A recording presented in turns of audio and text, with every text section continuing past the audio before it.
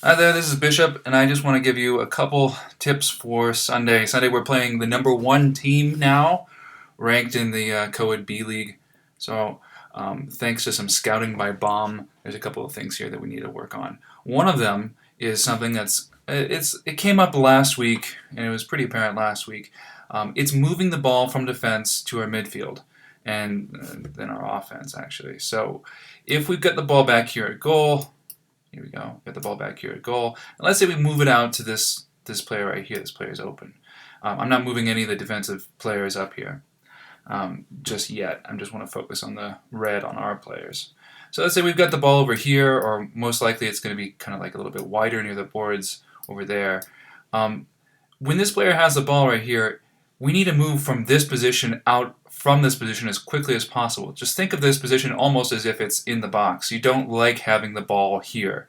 It makes us very, very susceptible to any kind of interception and then shot on goal, or any kind of pressure right here and shot on goal. So just one mistake back there at this point leads to a huge chance on goal for us, and then we have to scrape back from whatever deficit we get into. So right here, when we have a ball right here, we've got to make a quick decision. That means like one touch, and then you're ready to play the ball somewhere else. Or just on the first touch, that's even better. If you can make a decision before the ball even gets to you where you're going, and make that pass as soon as you get the ball, that's even better. So as the ball's rolling out to you, in the defense here, and I'm one of these people. I'm one of the defenders here. When the ball's played to me, I'm thinking in my mind, where am I going to go with this ball as soon as I get it, or even before that. When the goalkeeper has the ball, I'm thinking, okay, I'm looking at the field and I'm seeing where the players are, and I'm saying to myself, where am I going to play this ball if the ball's played to me? And I think about who's making a cut, who's kind of open at that time, who's perhaps not marked and they're being ignored. And I think about all those players that I could possibly pass it to. But I'm thinking, as soon as I get the ball, I'm going to move the ball as quickly as I can to another player. When this ball's played over here, um, players, we need to be in a situation where we can have a couple of options for this player right here. So as soon as the ball is moved over here, we need to make sure that we have an option. We can go back to the keeper. You want to pass the ball back to the keeper. Make sure you do it away from the goal, so you're not shooting on goal. So maybe off to the side right here if you want to pass it back to the keeper, and then the keeper can go long if they want to. If the ball's played over here, we also have the option on the sideboard over here. Oftentimes we've got players coming in or making a run down the side, so you can make a long ball down here. You can play it into the middle, but make sure that you're aware of where you're playing the ball. If there's a player, let's say they've got a defensive player that's on this side of them, you want to make sure it's easy for this player to accept the ball and do something with it. So you probably want to play it towards this side of them if the defensive player is over there. Just be smart on where you're playing it. Or you can also move it all the way across field to this player over on this side. But this player, of course, you don't want to make a huge gap for yourself over here if you're a defender. And you want to get the ball. You want to make it easy for you to receive the ball and play it out to someone else, and not have a chance of a player intercepting it right in front of the goal. And this is the goalie's worst nightmare, is if you've got these two defenders here and then one of them tries to play it all the way across the field, and this defender steps up and takes it and takes a shot on goal. So we just need to be faster at this position right here, and obviously on the other side as well if we get the ball over here. We've got to be faster moving the ball out from this position. Think about where you're going to go before the ball gets to you, who you're going to play it to. If we slow the ball down at this position, it just creates chaos. It creates a hurried pass to someone over here. It makes our play predictable. I think that's the worst thing, is that it makes it predictable.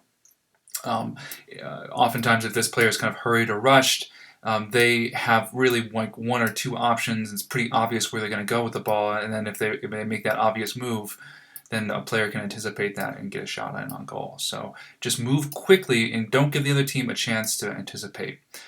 This team that we're playing is apparently sort of slow. The men on the team are slow. The women on the team aren't really given the ball that much, and they don't have a lot of skill compared to the men on the team. So often the men just ignore the women on the opposing team. So what we should do then is when they have the ball, let's just say the ball right here, what we can do is we can do something. We can press. We can press the ball because they are not so quick. They are technical on the ball, so we have to be smart in our pressing. So let's say that this person right here has the ball.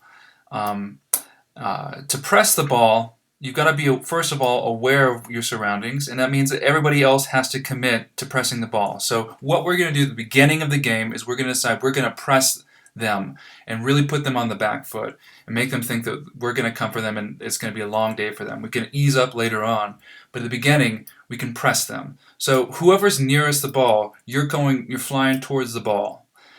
That means that everybody else has to think about the hole that's just been made by the person coming up and pressing. So if this person comes up and presses, that means that there's going to be a hole right here. This player is now open.